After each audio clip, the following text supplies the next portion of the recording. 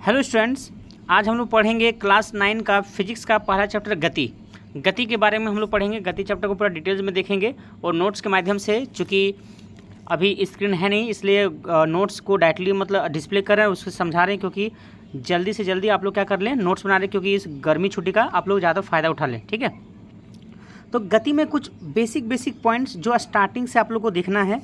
तो सबसे पहले हम लोग बात करते हैं वस्तु की स्थिति। ध्यान से देखिएगा नोट्स में, वस्तु की स्थिति के बारे में सबसे पहले हम लोग ध्यान देते हैं। वस्तु की स्थिति या अवस्था क्या होती है, तो हम जानते हैं कि कोई भी अगर वस्तु का बात किया, जैसे हम ही लोग का बात किया जाए, तो अगर हम अभी पढ़ा रहे हैं तो कहीं पर बैठ के पढ़ा रहे हैं, तो ये मेरा एक स्थिति है। और अगर हम दौड़ने लगें तो वो भी मेरा एक स्थिति है। यानी कि कोई भी वस्तु का दो स्थिति हो सकता है, एक हो सकता है मोशन और एक हो सकता है रेस्ट। यानी एक मोशन होगा और एक क्या होगा, मेरा रेस्ट होगा। ठीक है, तो मोशन को हम लोग क्या बोलते हैं, गति अवस्था बोलते हैं, और रेस्ट को हम लोग क्या बोलते हैं, विराम अवस्था बोलते हैं। ठीक है, तो इसी कारण से यहाँ पर लिखा हुआ है, यानी कि हम लोग बोल सकते हैं कि किसी भी वस्तु की दो प्रकार की अवस्थाएं होती है, एक गति अवस्था और एक क्या होता है, विराम अवस्था। ठीक है, तो देखिए यहाँ पर नोट्स में लिखा हुआ, किसी भी वस्तु की दो प्रकार की अवस्था हो सकती है, एक गति अवस्था हो सकती है और क्या हो सकती है, विराम अवस्था हो सकती है। ठीक है, तो हम लोग सबसे पहले पढ़ेंगे गति अवस्था क्या है। सबसे पहले हम लोग क्या पढ़ेंगे, गति अवस्था क्या है, किसे कहते हैं गति अवस्था। ठीक है, तो आप लोग को पता है कि गति मतलब क्या होता है, एकदम अपने जगह से हिलना, अपनी जगह को चेंज करना। ठीक है, मान लेते हैं कि कोई वस्तु अगर ए पॉइंट वगैरह है, अगर कोई वस्तु ए पॉइंट में है, अगर समय के साथ ये क्या कर रहा है, अपना जगह में परिवर्तन करके बी बिंदु तक पहुंच जाता है, तो उस समय हम लोग कहते हैं कि भाई ये गति अवस्था में है। जैसे आप ही लोग अपना कहीं पर अगर बैठे हुए मेरा वीडियो अभी देख रहे हैं, तो अगर समय के साथ वहाँ से अपना जगह चेंज करते हुए कहीं दूसरे जगह में जा रहे हैं, ठीक है, और दूसरे जगह तक पहुंच गए, तो वो क्या हो गया, मेरा गति अवस्था हो कहलाया। क्या कहलाया, मेरा गति अवस्था कहलाया। ठीक है, तो वही बात कर रहे हैं, समय के साथ इसका जो परिभाषा होगा, समय के साथ किसी वस्तु का अपनी प्रारंभिक जगह में बदलाव करना गति कहलाता है। समय के साथ किसी वस्तु का अपना प्रारंभिक जगह में बदलाव करना क्या कहलाता है, गति कहलाता है। जैसे दौड़ता हुआ बालक, वो गति अवस्था में है। उड़ते हुए पक्षी, वो भी गति अवस्था में है। धमनी और शिरा, आप लोगों को पता है बायोलॉजी में, धमनी और शिरा जहाँ से क्या होता है, खून का बहाव होता है, वो भी मेरा क्या है, गति अवस्था में है। यानी कि धमनी एवं शिराओं में खून की बहाव यानी खून की गति, वो मेरा गति अवस्था कहलाएगा। ठीक है, अब उसी प्रकार का हम लोग का क्या है, विराम अवस्था। विराम अवस्था हम लोग का क्या होता है, इसके बारे में हम लोग जानेंगे। ठीक है, तो गति अवस्था में हम लोगों ने क्या पढ़ा कि कोई भी वस्तु अगर प्रारंभिक स्थिति में अगर परिवर्तन कर रहा है तो गति अवस्था कहलाएगा। लेकिन विराम अवस्था में ठीक इसका उल्टा हो जाएगा कि अगर समय के साथ अगर कोई वस्तु अपना प्रारंभिक स्थिति में बदलाव नहीं करता है तो उसको हम क्या बोलते हैं, विराम अवस्था बोलते हैं। ठीक है, तो वही लिखे हैं, समय के साथ किसी वस्तु का अपना प्रारंभिक जगह या स्थिति में बदलाव नहीं करना विरामावस्था कहलाता है। जैसे घर की स्थिति, आपका घर जहाँ है वहीं पर रहेगा। अब ऐसा नहीं कि कल आपको पता चलेगा नदी किनारे में हो गया, 7 समंदर पार चल गया, ऐसा नहीं होने वाला है। ठीक है, यानी कि आपका घर जहाँ पर है वहीं पर रहेगा। पेड़ की स्थिति, आपका घर के पीछे में अगर आम का पेड़ अगर है, तो वो आम का पेड़ अगर अभी आप देख रहे हैं, तो ऐसा नहीं है कि कल वो आम का पेड़ कहीं पहाड़ी के ऊपर चल जाएगा, या फिर आप आम का पेड़ की ओर आप जाइएगा तो आम का पेड़ दौड़ता हुआ लगेगा, बोलेगा हे पीछे पीछे हमको पकड़ो। ऐसा स्थिति नहीं है भाई। ठीक है, यानी पेड़ की जो स्थिति वो फिक्स्ड है, वो विरामावस्था में रहेगी। ठीक है, क्लियर हो रहा होगा पॉइंट। अगर पॉइंट्स अगर क्लियर हो रहा है तो एक बार कमेंट जरूर कर दीजिएगा। अब नेक्स्ट हम लोग को पढ़ना है मूल बिंदु। क्या हम लोग पढ़ना है, मूल बिंदु, कि ये मूल बिंदु क्या होता है, किसे कहते हैं, मूल बिंदु। ठीक है, तो नेक्स्ट पॉइंट हम लोग का है मूल बिंदु।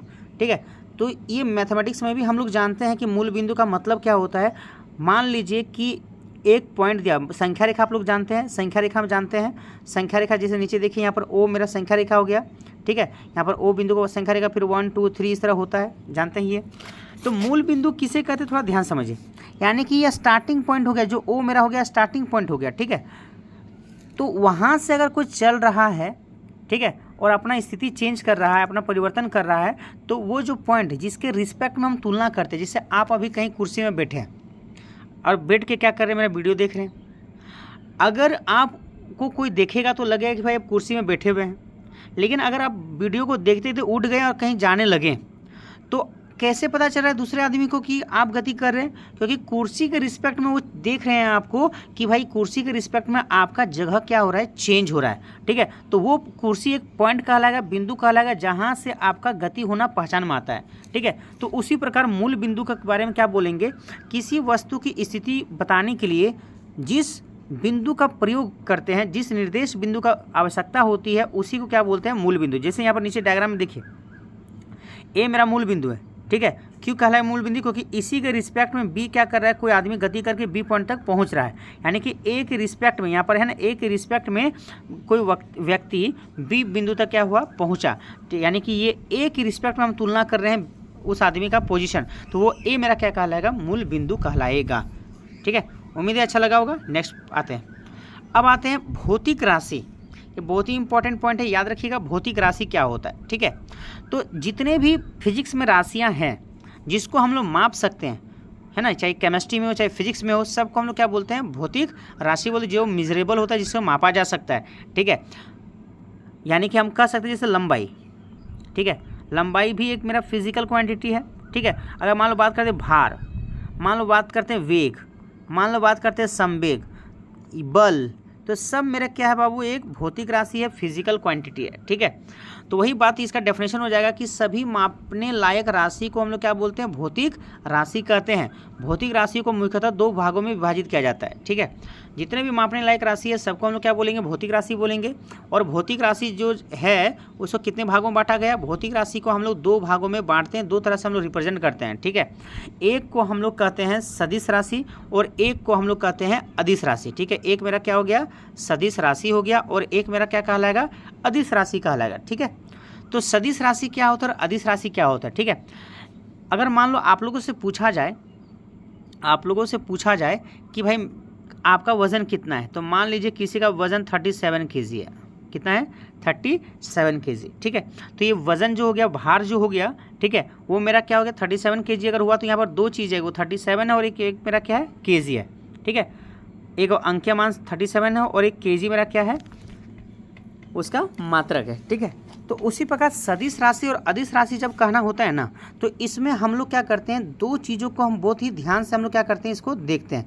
दो चीज़ों का ज्ञान को हम लोग क्या करते हैं, हमेशा रखते हैं। और वो दो चीज़ मेरा क्या है, तो देखिएगा ध्यान से, वो दो चीज़ हम लोग का है, एक है मेरा परिमाण होता है, और एक मेरा होता है दिशा। क्या हम लोग का होता है, दिशा।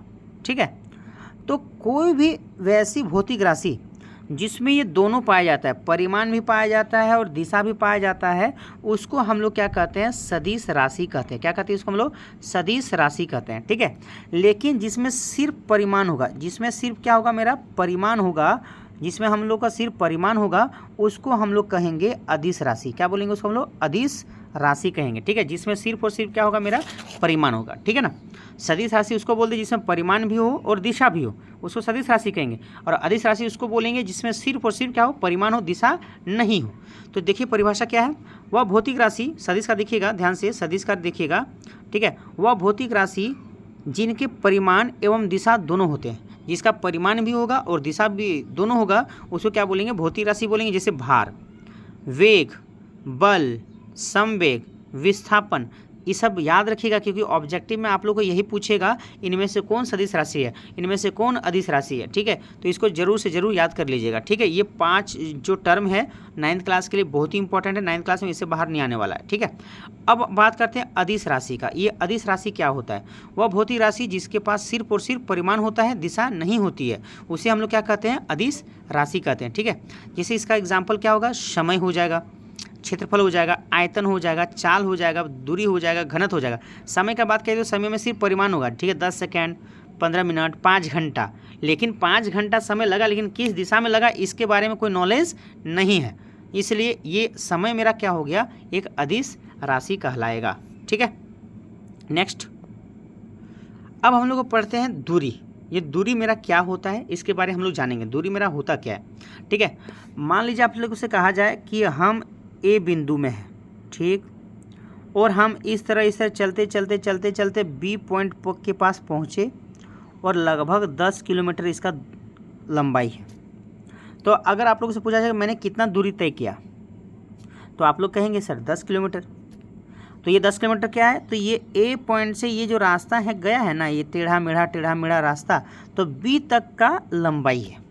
ठीक है, यानी कहा जाए कोई भी वस्तु प्रारंभिक बिंदु से अंतिम बिंदु तक जितनी लंबाई का पथ गमन करती है, उसी को हम लोग क्या कहते हैं, दूरी कहते हैं। ठीक है, यानी कि हम बोल सकते हैं किसी वस्तु द्वारा तय की गई वास्तविक पथ की लंबाई को, यानी कि इसी रास्ता में वो चला था, ये वास्तविक पथ है, तो इसी का जो लंबाई होगा उसी को हम लोग क्या बोलेंगे, दूरी कहेंगे। यानी कि किसी वस्तु द्वारा तय की गई वास्तविक पथ की लंबाई को क्या बोलते हैं, दूरी कहते हैं। और याद रखिएगा दूरी ये प्रारंभिक बिंदु और ये क्या मेरा अंतिम बिंदु है, और प्रारंभिक बिंदु और अंतिम बिंदु का जो अधिकतम लंबाई होगा उसी को हम लोग क्या बोलेंगे, दूरी बोलेंगे। ठीक है, तो किसी वस्तु द्वारा तय की गई प्रारंभिक बिंदु और अंतिम बिंदु के बीच की अधिकतम लंबाई को क्या कहा जाता है, दूरी कहा जाता है।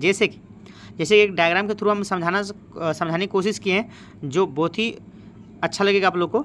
यदि कोई वस्तु वर्ग ए बी सी डी के बिंदु, मान लीजिए एक वर्ग है ए बी सी डी के बिंदु ए से, देखिए यहाँ पर ये ए बिंदु है, ए से सी तक गति करता है, ठीक है, तब वस्तु द्वारा तय की गई दूरी क्या होगा, तो वस्तु द्वारा तय की दूरी होगा ए बी भुजा और बी सी भुजा का जोड़ देंगे दूरी, तो यानी दूरी बराबर क्या होगा, A B plus B C. मान लीजिए ए बी का दूरी कितना दिया 5 मीटर और बी सी का दूरी कितना दिया 5 मीटर, तो टोटल दूरी मेरा कितना हो गया 5 + 5 यानी 10 मीटर का दूरी हो जाएगा। ठीक है, दूरी का ऐसा मात्रक क्या होता है, मीटर होता है। यह एक अदिश राशि है, ये क्या है मेरा एक अदिश राशि, क्योंकि जब दूरी तय करते हैं तो उसमें दिशा का ज्ञान मेरा नहीं होता, ये दिशाहीन होता है। क्या होता है मेरा, दिशाहीन होता है, इसलिए क्या होता है, ये अदिश राशि है। ठीक है, तो दूरी के बारे में समझ में आ गया। लेकिन यहाँ पर और एक टर्म है विस्थापन। ठीक है, क्या है मेरा एक टर्म, विस्थापन। विस्थापन क्या होता है, दूरी का ही एक रूप है, तो विस्थापन है क्या, देखिए ध्यान से। अभी नीचे वाला डायग्राम में मैंने ए बिंदु से कहाँ पर गया, बी बिंदु के पास गया। ठीक है, तो ये मेरा इस रास्ता से, टेढ़ा मेढ़ा रास्ता से होते हुए गया मैं। ठीक है, तो ये मेरा क्या हो गया, दूरी हो गया। लेकिन कोई अगर बोल दे कि सर आप ए से बी तक इस रास्ता से होते हुए भी जा सकते थे, ये जो ब्लू रास्ता है यहाँ से भी जा सकते थे, ए से बी बिंदु तक, तो आप उस टेढ़ा मेढ़ा रास्ता में क्यों गए, तो भाई वो बुद्धि भ्रष्ट मेरा हो गया, तो लंबा पथ लिए हम। ठीक है, ये शॉर्टकट रास्ता भी था ए से बी, तो ये भी एक दूरी है। लेकिन अगर इन दोनों दूरी को तुलना किया जाए तो जो न्यूनतम दूरी होता है, जो सबसे शॉर्टकट होता है, न्यूनतम दूरी, ठीक है, न्यूनतम दूरी, ठीक है, न्यूनतम दूरी जो होगा बाबू, वही मेरा क्या कहलाएगा, विस्थापन कहलाएगा। जैसे हम लोग बोलते हैं ना कि भाई कहीं जाना है, जैसे मान लीजिए मैं RK+2 नाला में पढ़ा रहा हूँ और RK+2 नाला का जो बच्चे हैं, ठीक है, अगर मान लो उसको घर से अगर स्कूल आना है तो वो बाय रोड आएगा तो लंबा दूरी तय करता है। लेकिन बच्चे लोग कुछ क्या होते हैं, स्मार्ट होते हैं, जो खेत तरफ से होते हुए क्या करते हैं, शॉर्टकट मार देते हैं। ठीक है, तो वो शॉर्टकट रास्ता मेरा क्या हो गया, विस्थापन हो गया। ठीक है, वो मेरा क्या हो गया, विस्थापन हो गया, डिस्प्लेसमेंट हो गया। ठीक है, तो वही बोला जा रहा है कि किसी वस्तु की प्रारंभिक एवं अंतिम बिंदु के बीच के न्यूनतम दूरी को, है ना, तो किसी वस्तु की प्रारंभिक एवं अंतिम बिंदु के बीच की न्यूनतम दूरी, यहाँ पर एक वर्ड छूट गया, थोड़ा लिख लीजिएगा, न्यूनतम। ठीक है, क्या लिख लीजिएगा, न्यूनतम दूरी। ठीक है, न्यूनतम दूरी को हम लोग क्या कहते हैं, है ना, विस्थापन कहते हैं। ठीक है, विस्थापन एक निश्चित दिशा में होती है। क्या देखिए, आप अगर शॉर्टकट डिस्टेंस बात बोलिएगा ए और बी के बीच में, तो यही वाला होगा, ये एक फिक्स डायरेक्शन में, आप ऊपर से नहीं जा सकते, नीचे से भी नहीं जा सकते, यही एक फिक्स दिशा है जो आपको विस्थापन को देगा। ठीक है, यानी कि इसमें दिशा भी होती है, इस कारण से एक मेरा क्या है, सदिश राशि है, और इसका भी ऐसा मात्र क्या होता है, मीटर होता है। तो उम्मीद है आप लोगों को अभी तक का जो कंसेप्ट है यहाँ पर फर्स्ट वीडियो में, है ना, गति, विराम, मूल बिंदु, ठीक है, भौतिक राशि, सदिश, अदिश और आपको दूरी और विस्थापन समझ में आया होगा। अगर आया तो कमेंट कीजिए और वीडियोज़ को लाइक कीजिए और अपने और भी दोस्तों को भेजिए, ये वीडियोज़ को शेयर कीजिए ताकि उन लोगों को भी फ़ायदा मिल सके। ठीक है, तो मिलते हैं नेक्स्ट वीडियो में इसके अगले पार्ट को लेकर। ठीक है, गति चैप्टर को, है ना, देखते रहिए वीडियोज़, तब तक के लिए बाय।